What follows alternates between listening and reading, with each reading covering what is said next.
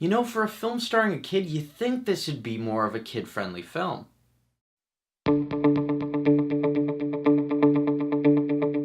Hello, Fanatics! I'm Dylan Phillips, and this is the Film Fanatic review of A Monster Calls, starring MacDougall and Liam Neeson.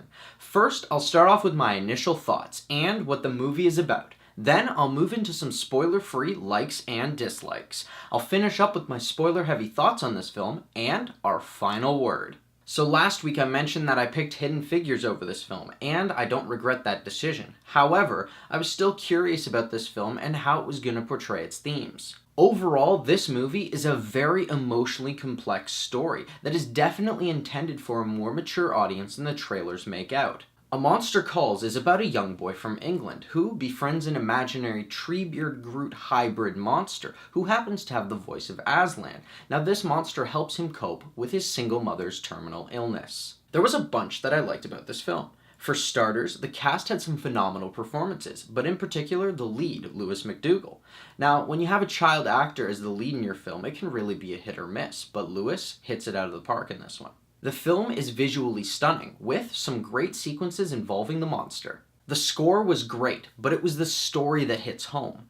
This movie was an absolute tearjerker. It was able to embody perfectly the feeling of losing someone close to you.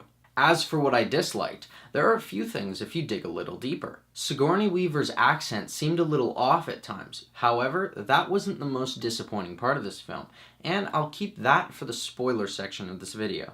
And that's where I'll end my spoiler-free thoughts on this film. If you want to hear my final word or rating of this film, pause now and click the link in the description, because now it's time for spoilers.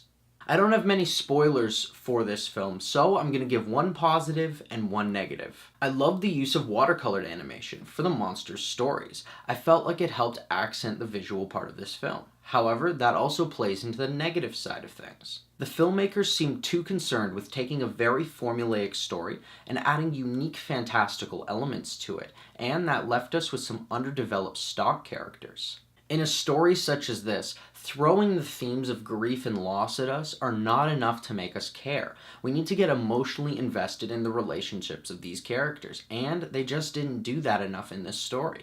Now, is this story still going to hit us emotionally? Of course, but that's under the pretense that all of us have experienced some loss at one point in our life, and if you haven't, it's going to be very hard to relate to this film because these characters just aren't fleshed out enough. What the filmmakers should have done is relied less on trying to make these unique visuals and relied more on adding to the strength of the relationships of their characters.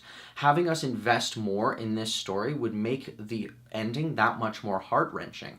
Adding the visuals is just that little flair that was needed to add the uniqueness. And because of this, the ending may be emotional and somewhat relatable, but after I thought about it for a little bit, I felt cheated out of an actually interesting story. Throwing themes such as this into a movie with static characters is really a sucker punch to the audience.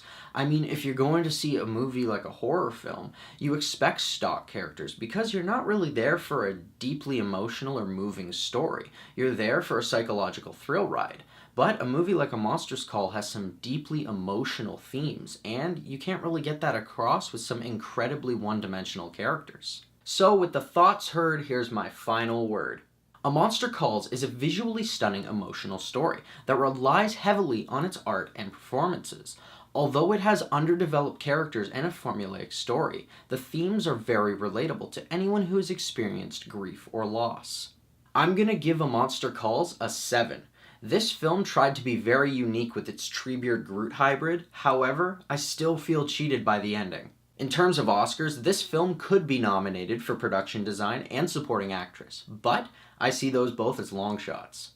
Thanks everybody for watching my review. Are you planning on seeing A Monster Calls? Or, if you've already seen it, do you have something to add? Did this film have you crying by the end? And what other films have done that? Let me know in the comments below. I'm Dylan Phillips, and this has been the Film Fanatic Review. If you liked this video and you want to see more, hit that like button and subscribe to our channel. Check out our latest Fanatic 5 video, where we discuss the best civil rights movies. Don't forget to follow us on our social media. We post new videos every Tuesday, Friday, and Sunday. Until next time, Fanatics, keep it real.